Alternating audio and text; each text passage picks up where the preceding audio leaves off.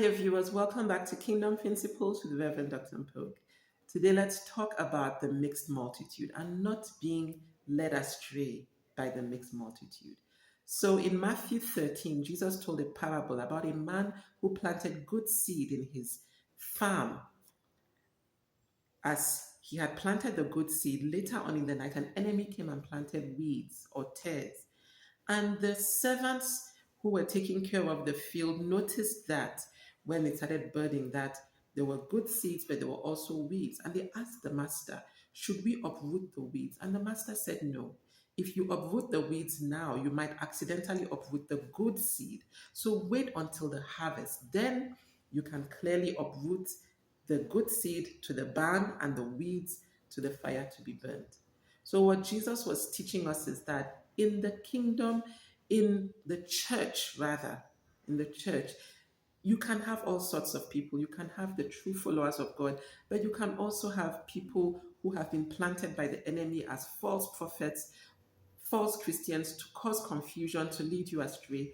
So we just need to be aware that it's not everyone who says, Lord, Lord, who actually serves the Lord.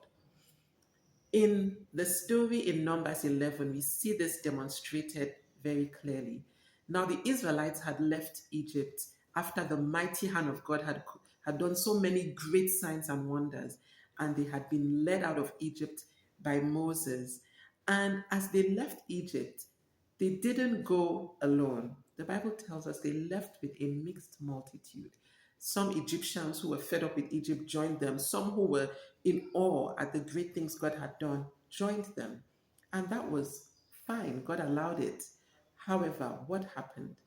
Later on in Numbers 11, we see the mixed multitude leading the people into trouble. What happened? God had taken care of his people in the wilderness, providing them with food. He gave them manna from heaven. They would wake up in the morning and find the manna on the ground and, collect it and cook it and eat. Then the Bible tells us in Numbers 11 that the mixed multitude began grumbling. They started lusting for the food in Egypt, leading the people astray. Let's read Numbers 11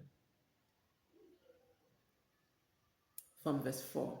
So it says, and the mixed multitude among them, the rabble who followed Israel from Egypt, began to lust greatly for familiar and dainty food. And the Israelites wept again and said, who will give us meat to eat? We remember the fish we ate freely in Egypt, and without cost, the cucumbers, melons, leeks, onions, and garlic. But now our soul, our strength is dried up. There is nothing at all in the way of food to be seen but this manna. So, is God unwilling to give his people dainty food? Definitely not. But are we supposed to grumble when requesting something of God? Most certainly not.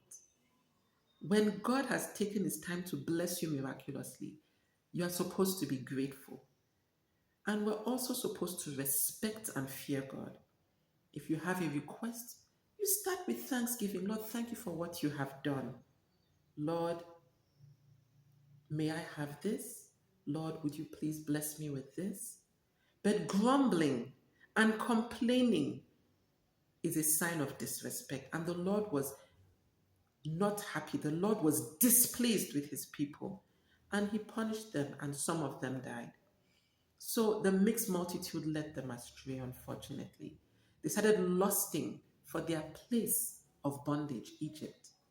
So we need to beware. The Lord gives us all these warnings. Don't be led astray by any teaching, by anybody who claims to be a Christian. Know what the Word of God says and follow it.